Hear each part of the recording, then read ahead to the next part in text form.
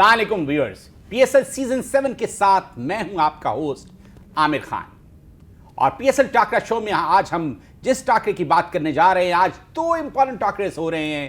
पहला match Islamabad United versus Multan Sultans और दूसरा मैच हो रहा है Quetta Gladiators versus Karachi Kings. दोनों ही बड़े इंपॉर्टेंट टाकरास हैं और दोनों ही बड़े इंपॉर्टेंट मैचेस हैं। इन मैचेस पे हम बात करेंगे और इन मैचेस के हवाले से ये भी हम जानने की कोशिश करेंगे कि कौन सी टीम है जो कि आगे प्लेऑफ के लिए क्वालिफाई कर सकती है, क्योंकि दोनों टीमें बड़ी स्ट्रांग हैं। दोनों मैचेस के जरिए ये फैसला होगा कि प्लेऑफ में कौन सी टीम जो है पॉइंट्स बेहतर करती है। इस सिलसिले में हम बात करिए, जिस शख्सियत को हमने मदऊ किया है वो किसी तारीफ की मोहताज नहीं है। फर्स्ट क्लास क्रिकेटर हैं, क्रिकेट एक्सपर्ट हैं, इसके अलावा बहुत अच्छे एनालिस्ट हैं। हमारे साथ तशरीफ फरमा हैं नन अदर दैन जनाब शुएब हबीब साहब। शुएब साहब, आपको स्टूडियो में वेलकम कहते हैं। Thank you. अस्सलाम वालेकुम। शुएब साहब, आज जुमे का दिन है और बड़ा ही मुबारक दिन, और आज दो बड़े इंपॉर्टेंट मैचेस हो रहे हैं। क्या समझते हैं कि आज के दिन के हवाले से अगर हम बात करते हैं तो ये मैचेस जो हैं वो तो 9 मैचेस होने हैं संडे वाले दिन, लेकिन हम ये कहना ये चाह रहे हैं कि आपने आज जो ड्रेसिंग की है पूरे फ्राइडे के हवाले से की हुई है। देखें, बिस्मिल्लाहिर्रहमानिर्रहीम। आमिर, वैसे तो मेरा ये रूटीन ड्रेस है। ये जो मैं शोज़ वगैरह में बैठता हूँ तो उसमें मैं ज़रा पैंट शर्ट वगैरह या आप लोगों की फरमाइश की वजह से कोट वगैरह पहन लेता हूँ, नहीं तो ये मेरा रोज़मर्रा का ड्रेस है। जी बिल्कुल। अच्छा शुएब भाई, पाकिस्तान खास तौर पे मुल्तान सुल्तान ने जीत का ड्रेस पहन लिया है, और देखिए मुल्तान सुल्तान जिस तरह से परफॉर्म कर रहा है इस पूरे टूर्नामेंट में, आपने देखा बहुत ही शानदार परफॉर्मेंस दी है मुल्तान सुल्तान ने, और उनकी बैटिंग, बॉलिंग, फील्डिंग हर हवाले से और थिंक टैंक की स्ट्रेटजी बहुत स्ट्रांग नजर आती है। और आज का मैच इस्लामाबाद यूनाइटेड के साथ बड़ा ही टफ कंटेंडर है, वो भी फिनाले के लिए जा सकता है। क्या समझते हैं इस मैच को, किस तरह से देखते हैं? देखिए, मैं जिस तरीके से इस्लामाबाद मुल्तान सुल्तान परफॉर्मेंस कर रही है, मैचेस पे तो बाद में आऊँगा। अभी लास्ट मैच ये मेरे ख्याल में कोयटा से जीते हैं, कोयटा के बाद कोयटा से पहले ये जो कराची से मैच जीते थे, तो उसमें रिजवान की जो सबसे अच्छी चीज़ मुझे लगी थी वो सरमनी, प्राइज डिस्ट्रीब्यूशन सेरेमनी में जो उसने बातें बोली थी बड़ी इंप्रेसिव थी। लेकिन उससे पहले मैं आप ही के प्रोग्राम में कह के गया था कि ये जो अभी प्रेजेंट पीएसएल हो रही है इसमें मुल्तान सुल्तान अच्छा भी खेल रही है, और जो अच्छा खेल रही है तो नज़र भी आ रहा था। उसके मैंने कोचिस का भी नाम लिया था, ये कप्तानों का भी, प्लेयरों का भी। अभी लास्ट मैच ये कल उससे जीते हैं, क्या नाम है, कोयटा से। तो आप देखें कितना एंजॉय कर रहे थे। फिर इस वक्त जो धानी भी इंजॉयमेंट दे रहा है तो वो भी अच्छा लग रहा है।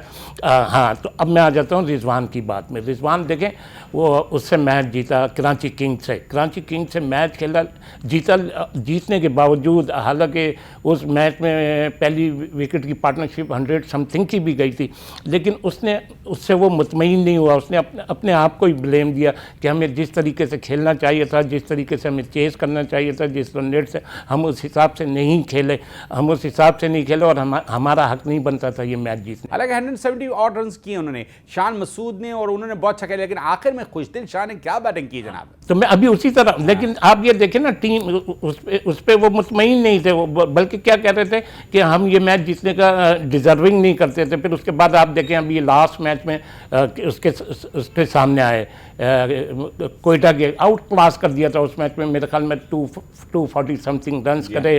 फिर कोयटा को इन्होंने मेरे ख्याल में हार्डली 140-45 पे आउट कर दिया होगा।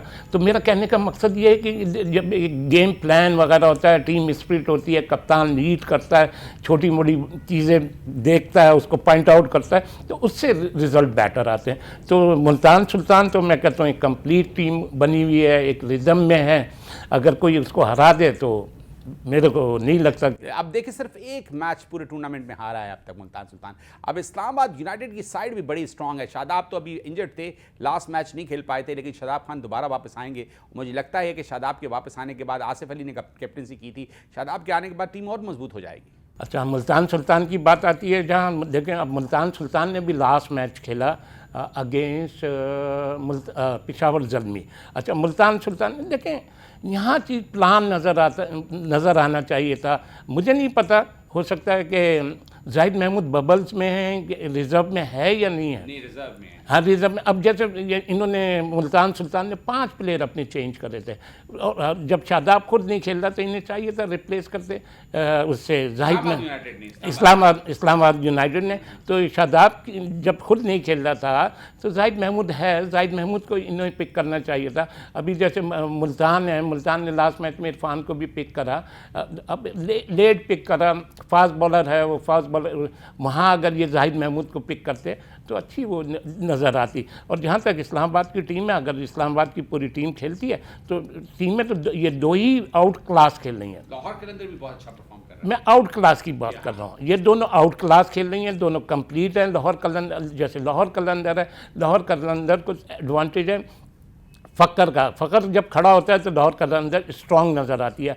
अगर इन केस किसी एक आध मैच में फ़कर अब ऐसी इस पोजीशन में आ गए कि अगर वो आउट होता है अर्ली तो टीम उनकी प्रॉब्लम, ये दोनों टीमें ऐसी हैं। लेकिन इन दोनों टीमों से तवक्का है कि कोई भी टीम जो है वो बेहतर परफॉर्म करके ये PSL सीजन 7 अपने नाम कर सकती है। नहीं, देखें जब फाइनल में आएंगे ना और सेमीफाइनल, वहाँ कुछ भी हो सकता है, उसमें कुछ नहीं कह सकते। अब तक की जो क्रिकेट है वो उस क्रिकेट से तो यही नज़र आती है। T20 क्रिकेट जो होती है डे पे डिपेंड करती है, ऑन डे, और 1-2 प्लेयर पे पता नहीं किसकी आउट क्लास इनिंग हो जाए, तो यह है। अच्छा, अब अगर हम लाहौर की विकेट पे देखें तो आप देखें 240 प्लस रन्स भी बने हैं। मुल्तान सुल्तान ने 245 रन्स किए हैं अगेंस्ट कोयटा ग्लैडिएटर। आप ये क्या समझते हैं कि ये हाई स्कोरिंग गेम्स हो रहे हैं? अब ये मैच को किस तरह से लेते हैं आप? अगर ये दोनों मैचेस खास तौर पे जो दिन में मैच हो रहा है उन मैचेस में बहुत रन्स हो रहे हैं।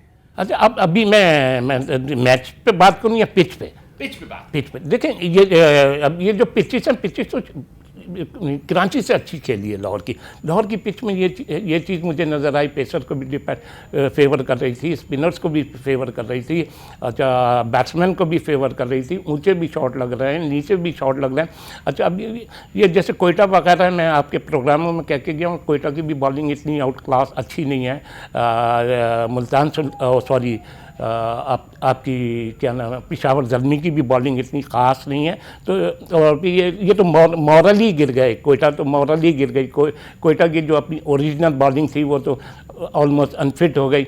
तो इस वजह से और ये जो जिन्होंने इनके खिलाफ 240 समथिंग। मुल्तान सुल्तान की बॉलिंग तो बहुत स्ट्रॉन्ग है। इमरान ताहिर को आप देख लें, शाहनवाज धानी हैं, इमरान खान सीनियर हैं, पूरी की पूरी टीम बेहतरीन बॉलिंग है उनकी अगर देखा जाए तो। उनकी टीम भी बॉलिंग है, और जो अब इनकी बॉलिंग का जो इम्तहान होगा। और खुशदिल शाह भी बॉल करते हैं। देखें, हाँ, अब मैं रिजवान पे ही आ जाता हूँ। अब एक पाकिस्तान को एक ऑलमोस्ट T20 का ऑलराउंडर भी दे दिया रिजवान ने, उनकी मैनेजमेंट ने, तो ये सारा उनको क्रेडिट जाता है। तो ये जो है आपकी इस्लामाबाद यूनाइटेड कंप्लीट टीम है। अच्छा मैच होगा। और आप समझते हैं कि ये मैच जो है हाई स्कोरिंग जा सकता है अगर विकेट ने, जिस तरह विकेट वहाँ अच्छा खेल रही है? अब जिस हिसाब से हमें रन हो रहे हैं ना, अब यही हाई स्कोरिंग का टारगेट ही समझ में नहीं आ रहा। मैं समझता हूँ 170 के बाद जितने भी रन होते हैं वो हाई स्कोरिंग ही होते हैं, 170 के साथ। और जो 200 के बाद एक 205-7 रन होते हैं वो ख़तरनाक अलार्म होते हैं, वो चेज हो जाते हैं। 205 के बाद भी रन चेज हो रहे हैं? नहीं, मतलब 200 से लेकर 205-10 तक वो चेज हो जाते हैं, वो तो खतरनाक है। मतलब 180-90 गुड स्कोर, या फिर 200 से ऊपर का स्कोर बहुत, 200 से ऊपर का मतलब 220-25। हालांकि ये बड़ी ऑड सी बात है। 180-90 रन जो है वो जो है मुश्किल हो रहे हैं, और 200 प्लस रन चेज हो रहे हैं। T20 की यही तो खुसूसियत है। लेकिन जब एक टीम इतने आउट क्लास खेल जाती है ना, 215, 20-25 रन, तो उससे ये भी नज़र आता है कि पिच भी अच्छी है, कंडीशंस भी फेवर में, फिर मतलब एकदम अपोजिशन का प्लान ही चेंज हो जाता है। प्लान ये चेंज हो जाता है कि यार शुरू से स्टार्ट लो। जब पिच अच्छी होती है, शुरू से स्टार्ट दिया जाता है, तो बॉलर भी प्रेशर में आ जाता है, तो वो एक रिदम बन जाता है, तो उससे वो जाके तेज हो जाता है। इस रिदम को देखें, लेकिन एक रिदम जो है वो है पेप्सी का, पेप्सी व्हाई नॉट मेरी जान। और पेप्सी व्हाई नॉट मेरी जान में हम देखते हैं खुशदिल शाह जो कि बन सकते हैं प्लेयर ऑफ द मैच, और वो बने भी हैं। खुशदिल शाह पाकिस्तान का बेहतरीन टैलेंट है और फ्यूचर का, मुस्तकबिल का एक बेहतरीन ऑलराउंडर पाकिस्तान को मिला है। हम समझते हैं कि खुशदिल शाह इस तरह ही परफॉर्म करते रहे तो पाकिस्तान की टीम में अपनी भरपूर सीमेंट कर सकते हैं अपनी प्लेयर्स को। लेकिन एक चीज़ बड़ी इंपॉर्टेंट ये है कि खुशदिल शाह के साथ जितने भी दूसरे मिडल ऑर्डर बैट्समैन हैं जो उनके साथ कंपीट कर रहे हैं, खुशदिल शाह को उनसे बेहतर बैटिंग करनी होगी। प्रोग्राम में वक्त हो रहा है एक शॉर्ट कमर्शियल ब्रेक का, कहीं मत जाइएगा, हमारे साथ रहिएगा। मिलते हैं ब्रेक के बाद, सो टेक अ ब्रेक।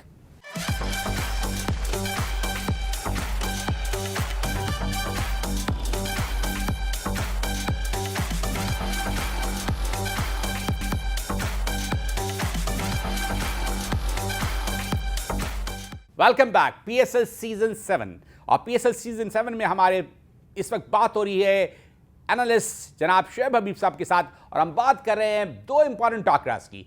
पहला टाकरा जो कि हो रहा है, आप देख रहे हैं दोनों टाकरास बड़े इंपॉर्टेंट है। कोयटा ग्लैडिएटर्स वर्सेस जो है कोयटा ग्लैडिएटर का मैच हो रहा है आज कराची किंग्स के साथ, और उसके साथ साथ इस्लामाबाद यूनाइटेड वर्सेस मुल्तान सुल्तान। दोनों इंपॉर्टेंट टाकरास हैं और उस पर हम बात कर रहे हैं, और बात कर रहे थे इस्लामाबाद और मुल्तान सुल्तान की। अब हम बात करेंगे कराची किंग्स और कोयटा ग्लैडिएटर के मैच के हवाले से। शुएब साहब, क्या समझते हैं आप कि कोयटा ग्लैडिएटर के कप्तान सरफराज इस वक्त बहुत ज़्यादा कड़ा इम्तिहान है उनके लिए, कि ये मैच उनके लिए बड़ा ही इंपॉर्टेंट रखता है, इस मैच को जीतना उनके लिए डू एंड डाई वाली सिचुएशन है, तो कोयटा ग्लैडिएटर किस तरह से परफॉर्म करेगा? देखें जी, अभी जो लास्ट मैच भी खेला कोयटा की इतनी अच्छी परफॉर्मेंस नज़र नहीं आई, और डू एंड डाई तो मैं तो नहीं समझता कि मतलब सामने अपोजिशन भी हल्की है, दोनों के लिए कोई वो नहीं है। कराची की भी इतनी कोई ख़ास कोई ख़ास क्या, कराची बॉटम की टीम है, ये मैच हार जाएगी तो ये 5वें नंबर की टीम हो जाएगी। तो बज़ाहिर जिस तरीके से ये खेल नज़र आ रही नई टीमें नज़र आ रही हैं, दोनों में से एक तो जीतेगा ही, लेकिन दोनों ने कोई इतनी इम्प्रेसिव क्रिकेट नहीं खेली। अच्छा, इन दोनों की इस दफ़ा की परफॉर्मेंस है, और स्पेशली कोयटा की परफॉर्मेंस, कोयटा पिछले 2-3 साल से आप देखें इसी रैंकिंग में आ रही है, और कोयटा की जितनी भी परफॉर्मेंस थी पहले दूसरे तीसरे उसमें थी। तो इन दोनों को अपनी परफॉर्मेंस अच्छी करनी चाहिए, इनको अपनी टीम को सही करना चाहिए। इस पर PSL का स्टैंडर्ड भी डिपेंड करता है। अगर 6 टीमों में भी आप 5वें छठे होते हैं और मैच शुरू होने से पहले पता चल जाए कि ये टीम हार जाएगी, ये तो इससे PSL का स्टैंडर्ड भी गिर रहा है। और जहाँ तक अब ये इन दोनों के मैच का बात है, इसमें तो मैं कुछ नहीं कह सकता। दोनों को फेयरलेस क्रिकेट खेलनी चाहिए, पब्लिक को एंजॉय कराना चाहिए। रिजल्ट क्या मानी रखेगा? अगर कराची जीतती है तो क्या होगा, एक मैच जीत जाएगी। कोयटा जीतती है तो कोयटा के पास चांस है कि वो फिर वो जा सकती है प्ले ऑफ के लिए। तो ये है, अदरवाइज तो कोई चांस नज़र आ रहा। अब मैं आपके जैसे शुरू के प्रोग्रामों में कह के गया था, कौन इनका, जैसन रॉय आपका फेवरेट खिलाड़ी है जैसन रॉय। हाँ, तो देखें मैं अभी उस बात, मैंने आपको क्या बोला था, जैसन रॉय इसका हाफ भी परफॉर्मेंस करेगा तो ये टीम फाइनल कर सकती है। सेकंड मैच में इसने 50% परफॉर्म करा, आप वो मैच जीते। उसके बाद इसने परफॉर्म ही नहीं करा। फिर मैं ऑलमोस्ट आपके हर प्रोग्रामों में उसको इफ्तिखार का कहता रहा हूँ, ये है। तो वो चीज़ नज़र नहीं आई, जीत जाए, लेकिन अच्छी क्रिकेट नहीं खेली है। इनको आइंदा के PSL के लिए अपनी वर्क करना चाहिए, अपनी टीम के लिए। बहुत इंपॉर्टेंट बात की शुएब भाई ने। शुएब भाई का कहना यह है कि इससे सीखना होगा कोयटा ग्लैडिएटर को। कोयटा ने जिस तरह से परफॉर्म किया है पूरे टूर्नामेंट में, पिछले 3-4 सीजन में उनकी परफॉर्मेंस बड़ी पथाटिक रही है, और टीम मैनेजमेंट को, खासतौर पे नदीम भाई आपके लिए भी ये पैगाम है, शुएब भाई का भी, पूरे कौम का, और कोयटा से मोहब्बत करने वाले तमाम जितने भी जो लोग इससे प्यार करते हैं, उनका कहना ये है कि सिलेक्शन में प्रॉब्लम आया है। आखिर में जेसन रॉय और जेम्स विंस ने आपको ज्वाइन किया। कोयटा बहुत से मसाइल का भी शिकार रही है, जो बारहा शुएब भाई इसका इजहार कर चुके हैं। मोहम्मद नवाज़ इंजर्ड हुए, उसके अलावा बूम अफरीदी इंजर्ड हुए, मोहम्मद हुसैन पे इलीगल एक्शन का प्रॉब्लम आ गया। टीम मुख्तलिफ मसाइल और बुरहान का शिकार रही है, लेकिन इन तमाम मसाइल के साथ नबर्द आजमा होकर जो इस पे ओवरकम करता है वही टीम आगे जाती है। वही शिकस्त को जुना सही मानों में, अच्छी शिकस्त के बाद, अच्छी नाकामियों के बाद इंसान अगर उससे कुछ सीखता है तो कामयाबी हासिल करता है। शुएब भाई, अगर हम बात करते हैं कोयटा के बाद कराची किंग्स की, तो कराची किंग्स के लिए तो डरावना ख्वाब हुआ ये PSL सीजन 7 बहुत ही पथाटिक परफॉर्मेंस थी। ये मेरे ख्याल में लोगों के लिए डरावना ख्वाब होगा। कराची तो कहाँ, कराची ने एक आध सीज़न अच्छी क्रिकेट खेली है। कराची ने कहा लास्ट ईयर भी क्या पोजीशन थी फाइनल में ना, उससे पहले हारी थी। उसके अलावा तो उसकी मुझे तो यही परफॉर्मेंस नज़र आई है। और कराची देखें, सबसे बड़ी बात यह है कि आप ये समझते हैं कि आपने मेंटोर बिठा दिए, किसी का मन नाम नहीं ले रहा, आपने बिठा दिए तो वो बेचारा कोई भी है वो बेचारा बैठ के क्या कर सकता है। अच्छा फिर ये जो जितने भी मेंटोर बैठे हुए हैं और जितने बड़े बड़े नाम बैठे हुए हैं, लेकिन इनके मैचेस का और इनका पैटर्न तो वही नज़र आया है। कहीं कोई जैसे कराची किंग है, चलें इतने बड़े बड़े मेंटोर, इतने बड़े बड़े कोचेस बैठे हैं, किसने बाबर आजम को नीचे करा? नहीं जी, ओपन ही करते हैं, ओपन ही। तो फिर इन चीज़ों से कोई पता। लेकिन आपने वसीम अकरम बहुत ज्यादा यूनाइट थे, आप जाकर ग्राउंड में आके बाबर आजम को समझा रहे थे कि फील्डिंग इस तरह लो, इस तरह करो, ये करो, वो करो, बट लेकिन उसका बेनिफिट कोई नजर नहीं आया। इससे आप इम्प्रेस हुए होंगे। मतलब आप इतने अरसे से क्या कर रहे थे, या आप टीम मैच से पहले टीम मीटिंग, क्या ज़रूरी है कि आपने ग्राउंड में जाके बताना है? ये मतलब आपने बुरी, मैं फिर वो आ जाएगा नेगेटिविटी नहीं। हाँ, मतलब आप कैमरे के सामने आके यूँ अरे भाई आप इतने साल इस टीम के साथ अटैच हैं 2-3 साल से, अच्छा फिर आपकी टीम बिल्कुल बॉटम में आई हुई है, अब आप इसमें मतलब क्या भाई, गेम प्लान कैसा कहा किसको जाता है? गेम प्लान उसी को तो कहा जाता है जो स्ट्रेटजी बनाई हुई होती है। फिर अब अच्छा हाँ, वसीम का क्या सवाल, यार तुम्हारे बॉलर क्या यॉर्कर नहीं कर सकते हैं? इसी टाइप का तो यार तुम्हें नहीं पता कि ये यॉर्कर कर सकते हैं या नहीं, तुम्हारे प्लान में नहीं है कि अगर आपको शॉट लगेंगे तो यॉर्कर करना, आपको ये लगेगा तो ये करना, ये तो सब प्लान होता है मैच से पहले। और आप उसमें हर खिलाड़ी को रिस्ट्रिक्ट किया जाता है उसके मुताबिक, बैट्समैन के मुताबिक आपने स्ट्रेटजी बनानी है। तो आमिर मैं आप ही की तो बात का जवाब दे रहा हूँ कि ये यूँ आके यूँ कर लो, यूँ कर लो, ये। लेकिन शोएब भाई देखिए, आपने भी क्रिकेट, आप बहुत अच्छे कैप्टन रहे हैं, मैं जान पता भी है, हमें वैसे भी लोगों से भी सुना है कि जब आप कैप्टनसी करते थे तो आप प्लान इस तरह से करते थे कि खास तौर पे हर खिलाड़ी को रिस्ट्रिक्ट करते थे। ये बैट्समैन है तो इसके लिए ये फील्ड रखनी है, ये बैट्समैन है तो इसको यहाँ पे बॉल करनी है, ये मेरे ख्याल में तमाम टीम्स ये करती हैं, लेकिन वो स्ट्रेटजी नज़र क्यों नहीं आ रही ग्राउंड में? देखें, अब हमारी क्रिकेट तो एक अलग ही हटाते हैं, हमारी क्रिकेट कोई इतनी खास नहीं थी या इतनी वो नहीं। अब जो प्रेजेंट क्रिकेट है ना, ये बहुत फास्ट है। अच्छा अब ये प्रेजेंट क्रिकेट, मैं अब भी कहता हूँ कोच कोई चीज़ नहीं है, गेम प्लानर है, गेम प्लानर है। अब जैसे प्लान आजकल के दौर में ये कह दिया जाता है plan A, plan B, plan C. तो मेरा कहने का मकसद ये है कि ये जो है किसी मुझे ये जो बॉटम की टीम है इनका किसी का प्लान नज़र नहीं आया। मैंने अभी आपको क्या बोला, मुझे जो प्लान नज़र आया, मुझे प्लान नज़र आया मुल्तान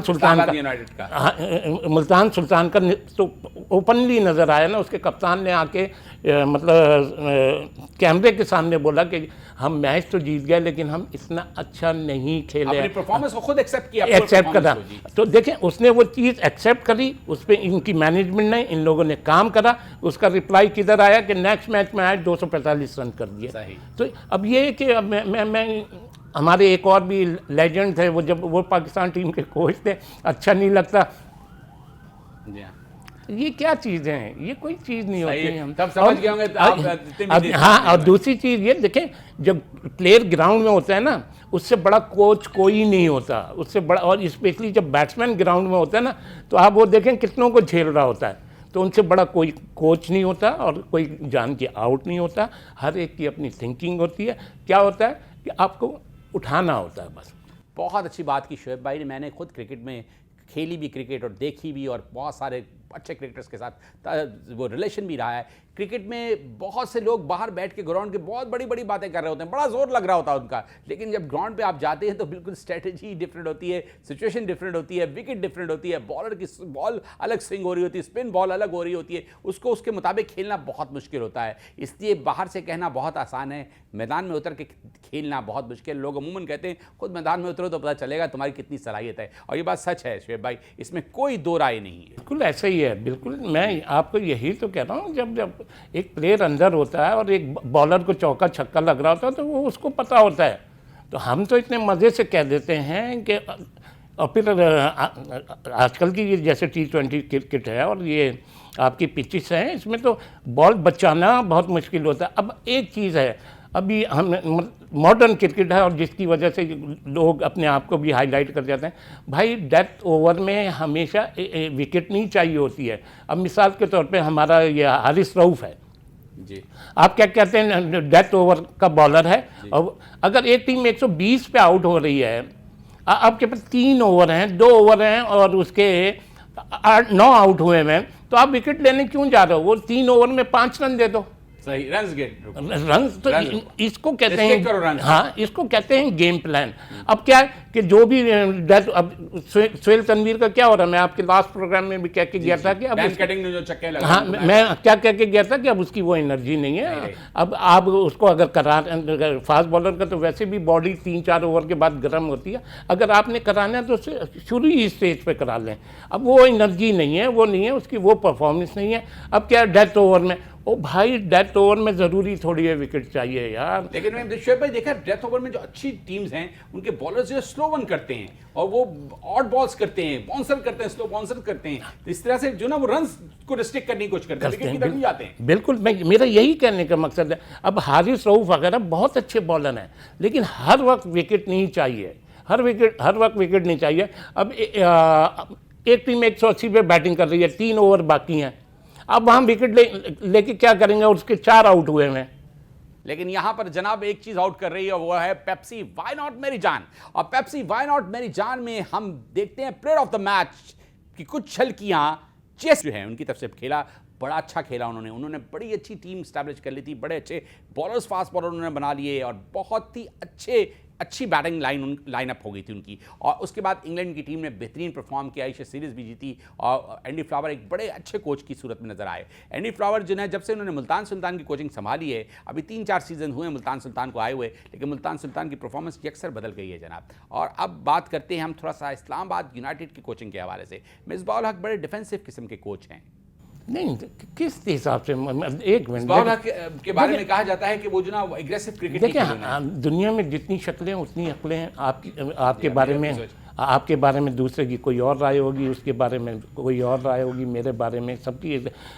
अगर मिसबाह डिफेंसिव सोच का था, या सबसे पहला टाइटल किसकी कप्तानी में जीता उन्होंने, तो फिर टीम को नंबर 1 भी बनाया टेस्ट क्रिकेट में। फिर तो ये कहना तो अभी यही मिसबाही वाला सवाल है या और कुछ भी नहीं? मिसबाह हक वाला सवाल पे आपने काफी पकड़ लिया। आगे दूसरा सवाल करते से पहले सोचना पड़ेगा किसकी बात की जाए। बात करते हैं हम मिसबाह हक से हटकर। यूनुस खान मिसबाह हक अपने वक्त के बड़े अच्छे क्रिकेटर थे मिसबाह हक, लेकिन जब क्रिकेट खेलते थे, हालांकि उनके बारे में यह था कि बड़े डिफेंसिव कप्तान है, लेकिन उन्होंने सबसे फास्टेस्ट 100 किया टेस्ट क्रिकेट में, 51 बॉल में 100 रन किया और रिकॉर्ड है वीव रिचर्ड के साथ उनका इक्वल किया था उन्होंने रिकॉर्ड। देखिए, मैं जो प्लेयर्स में बैठता हूँ और जो मैंने मिसबाह को देखा है, मिसबाह को जो इतना वो करा है, मिसबाह को आपकी मीडिया ने, आपके एंकर्स ने और उस पीरियड के एक्स क्रिकेटर्स ने। अदरवाइज आपने देखें, अभी आपने खुद बोला फास्टेस्ट टेस्ट क्रिकेट में उसकी है 100 उसके हैं, और मेरे ख्याल में अभी भी पाकिस्तान के बेस्ट कैप्टन में नंबर 1 है। अच्छा, जिस वक्त मिसबाह ने एक हिसाब से पाकिस्तान टीम को खड़ा करा था, जिस टाइम मिसबाह पाकिस्तान टीम का कैप्टन था, शारजा जैसी गर्मी में, दुबई जैसी गर्मी में आप 1.5 2 दिन फील्डिंग करके आते हैं और पता चला आपके 70-80 पे 5 आउट हो गए, 4 आउट हो गए। तो इसी तरह खेलना है। इन द एंड ये है कि भाई उसका जिस वक्त उसने कप्तानी ली है, आप ये देखें कि उसका बैटिंग एवरेज क्या था जिस वक्त वो छोड़ के गया, उसका बैटिंग एवरेज क्या है और उसने किस किस जगह पाकिस्तान को जिताया है। लेकिन मैं फिर कुछ इंसिडेंट्स आपसे शेयर करना चाहूँगा। वो आप एक बताएं, मिसबाह हक जो पहला T20 इंटरनेशनल था, जो वर्ल्ड कप था, उसमें लास्ट बॉल पे 4 रन चाहिए थे। मिसबाह हक ने जो है रिवर्स स्विप किया और आउट हो गए। चले वो क्रिकेट में किसी के साथ भी हो सकता है, लेकिन उन्होंने शॉट सिलेक्शन बड़ी गलती, लोगों का कहना यह था। अब मैं बताता हूँ, सेमीफाइनल हुआ पाकिस्तान का इंडिया में के साथ सेमीफाइनल। देखिए, इसने एकदम सवाल करेंगे ना आमिर, तो मैं पहले के सवाल का जवाब दे दूं। जिस वक्त मिसबाह बैटिंग कर रहा था और जिस वक्त मिसबाह बैटिंग करने गया, सोच सकते थे कि पाकिस्तान ये मैच जीत जाएगा। नहीं, उस वक्त उसने बहुत उसने मैच बना लिया, लेकिन आखिर में मैच खराब। हाँ बिल्कुल, बस उसका शॉट सिलेक्शन अच्छा नहीं था, यही बात थी, बस खत्म। लेकिन उसमें स्लो तो नहीं खेला ना।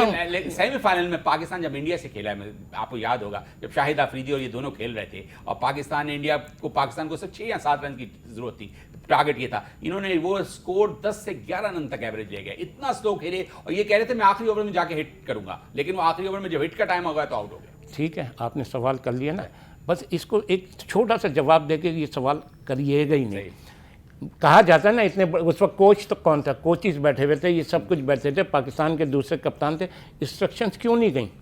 जी हाँ, ये इंस्ट्रक्शंस थे। इंस्ट्रक्शंस क्यों नहीं गई मिसबा साहब, ऐसा क्यों खेल रहे हैं? तो इस बात को यहाँ ही खत्म कर दें। चलो ठीक है, ये मेरे ख्याल में इस बात को हम इतना डिटेल में नहीं लेके जाते, लेकिन ये कुछ उनके पास एलिगेशंस हैं, वो कितनी हद तक सच है नहीं है, लेकिन हम अपने प्रोग्राम को क्यों गंदा करें? अब प्रोग्राम की हम बात करते हैं, प्रोग्राम पे हम इन दोनों मैचेस की बात करते हैं। आपके लिहाज से आपकी प्रेडिक्शन क्या है? पहला मैच दोनों स्ट्रॉन्ग साइड आपने कहा है, इस टूर्नामेंट की बेहतरीन टीम खेल रही है, थिंक टैंक के हवाले से, स्ट्रेटेजी के हवाले से, बैटिंग बॉलिंग के हवाले से। इस्लामाबाद यूनाइटेड और मुल्तान सुल्तान में कौन सी टीम है जो ये मैच जीत सकती है? देखिए, मैच एक बहुत अच्छा मैच होगा। अब पता नहीं मोनरो फिट हुआ या नहीं। फिट है, फिट मैच मोनरो खेलेगा, शादाब नहीं खेल रहे हैं, एलेक्स हेल भी खेल रहे हैं। अच्छा, और शादाब वगैरह खेलेगा, तो मैं समझता हूँ एक अच्छा मैच होगा, बहुत क्लोज मैच होगा। क्लोज मैच होगा, किसी टीम के बारे में आप नहीं कह सकते, दोनों टीमें अच्छा खेलेंगी। और अगर कोयटा और कराची की बात करें मैच के बारे में, ये 5वें छठे का बहुत अच्छा मैच होगा। लेकिन अगर कोयटा जीतती है तो मैंने कहा वो प्लेऑफ के लिए उसके चांसेस बन जाते हैं। तो चले, छठे और चौथे के लिए अच्छा मैच हो जाएगा। तो इनमें दो में से एक ही जीतेगा, इसमें मैं कोई प्रेडिक्ट नहीं कर, इनमें नहीं प्रेडिक्ट कर सकता, क्योंकि हाँ ये कह सकता हूँ, अब अगर अपना बाबर आजम ये मैच खेले तो यार प्लीज़ आप अपने स्ट्राइक रेट को अच्छा कर लें, ज़रा थोड़ा सा खुल के खेल लें। अगर आप रेस्ट भी कर लेते हैं तो कोई इसमें फ़र्क नहीं पड़ता। आपकी फ्रेंचाइज तो हार ही गई है, आप वर्ल्ड क्लास हैं, आप वर्ल्ड 11 के कप्तान हैं, तो आप या तो कोई खुदा न खास्ता अगर आप बैठेंगे तो कोई फ़र्क भी नहीं पड़ेगा। तो या तो बैठें या फिर आउट, मतलब एक एक्स्ट्रा ऑर्डिनरी इनिंग्स चाहिए। बिल्कुल, शुएब भाई ने सही कहा कि अगर बाबर आजम के लिए पैगाम ये है, या तो आप ये मैच ना खेलें, और अगर खेलें तो अपने स्ट्राइक रेट को बेहतर करें, और हो सकता है कि आप अपना नंबर भी चेंज करें, ओपन की बजाय आप 1 डाउन आगे बैटिंग करें, और अगर 1 डाउन आते हैं तो शायद हो सकता है कि आप निक में आएँ और अच्छे रन्स के साथ, अच्छी औसत के साथ जाएं और ये मैच कराची किंग्स को जितवा सकते हैं। कराची किंग्स और कोयटा के बारे में कोई प्रिडिक्ट नहीं किया है शुएब भाई ने, हालांकि हम समझते थे कि शुएब भाई कुछ कहेंगे, लेकिन शुएब भाई का कहना है कि वो प्रिडिक्ट नहीं कर सकते क्योंकि इतना इंपॉर्टेंट मैच नहीं है, लेकिन कोयटा के लिए बड़ा इंपॉर्टेंट मैच है। और अगर हम दूसरी टीम की बात करते हैं तो इस्लामाबाद और मुल्तान के लिए बड़ा इंपॉर्टेंट मैच है। यूँ तो मुल्तान सुल्तान की टीम बेहतर नजर आ रही है, लेकिन इस्लामाबाद यूनाइटेड भी अगर पूरी स्ट्रेंथ के साथ खेलती है तो अच्छा टफ टाइम देती है। शुएब भाई आपका बहुत शुक्रिया कि आपने अपना कीमती वक्त दिया। आप हमेशा आपसे बात करने का मज़ा आता है, गुफ्तगू करने का, और ख़ासतौर पे आपकी प्रेडिक्शन के हवाले से हम बड़ा मुतमईन होते हैं, बड़ा मज़ा आता है। थैंक यू आमिर, बहुत बहुत शुक्रिया जी। इस वक्त टकराया आपके लिए जोश जुनून एंथम विद अली असमत। जोश जुनून एंथम विद अली असमत में आप अपने स्पेशल मोमेंट को एंजॉय कर सकते हैं टक के साथ, क्योंकि हल्की फुल्की भूख में हल्का फुल्का टक। चलते हैं जोश जुनून एंथम विद असमत। और आप ये जो है जोश जुनून, ये हर खिलाड़ी में होना चाहिए। ये टूर्नामेंट में सबसे इंपॉर्टेंट वैल्यू रखती है पीएसएल सीजन 7 का। अगर हम अकाउंटेबिलिटी करें तो हम ये देखते हैं कि पीएसएल सीजन 7 में खास तौर पर मुल्तान सुल्तान ने फर्स्ट मैच से अपनी स्ट्रेटेजी को पॉजिटिव रखा, अपने फ्रेम ऑफ माइंड को पॉजिटिव रखा, और उनके पॉजिटिव फ्रेम ऑफ माइंड ने उनको बेनिफिट भी दिया और वो लगातार मैच जीते आया। कराची किंग्स ने इस टूर्नामेंट में बेहतर परफॉर्म नहीं किया, उसी तरह कोयटा ने भी वैसे बेहतर परफॉर्म नहीं किया, लेकिन इस्लामाबाद यूनाइटेड और लाहौर कलंदर की साइड्स ऐसी हैं कि ये इस टूर्नामेंट के लिए क्वालिफाई करके फिनाले में जा सकती हैं। अभी तक फैसला नहीं हो सका कि कौन सी टीम ये टूर्नामेंट जीतने जा रही है, लेकिन चांसेस मुल्तान सुल्तान के ज़्यादा नज़र आ रहे हैं। इस्लामाबाद और लाहौर दूसरी साइड्स हैं जिनके चांसेस भी हैं, लेकिन कुछ नहीं कह सकते कि पेशावर ज़ल्मी और कोयटा में से कौन सी चौथी टीम जो है वो प्ले ऑफ में आए और दोनों मैचेस जीत जाए, क्योंकि ऑन डे परफॉर्मेंस सबसे ज़्यादा इंपॉर्टेंट है T20 इंटरनेशनल में, T20 क्रिकेट में। और T20 क्रिकेट में वही टीम जीतती है कि जो ऑन डे बेहतर परफॉर्म करती है, और मुझे उम्मीद है कि ऑन डे परफॉर्मेंस में मुल्तान सुल्तान के साथ दूसरी टीमें भी बेहतर परफॉर्म करेंगी और ये मैचेस जीतने की भरपूर कोशिश करेंगी। आप यूं ही जुड़े रहिए पीएसएल सीजन 7 के साथ, पीएसएल टाकरा शो देखते रहिए, क्योंकि कोई भी जीते आखिर में जीतेगा पाकिस्तान। क्योंकि पाकिस्तान है तो हम हैं, पाकिस्तान नहीं तो कुछ भी नहीं। और इसके साथ साथ अपना बहुत ख्याल रखिएगा, अपने दोस्तों का, अपने रिश्तेदारों का, जानने वालों का ख्याल रखिएगा, क्रिकेट से ऐसे ही मोहब्बत रखिएगा। मिलते हैं आपको नेक्स्ट प्रोग्राम में। Aamir Khan signing off. अल्लाह हाफिज़।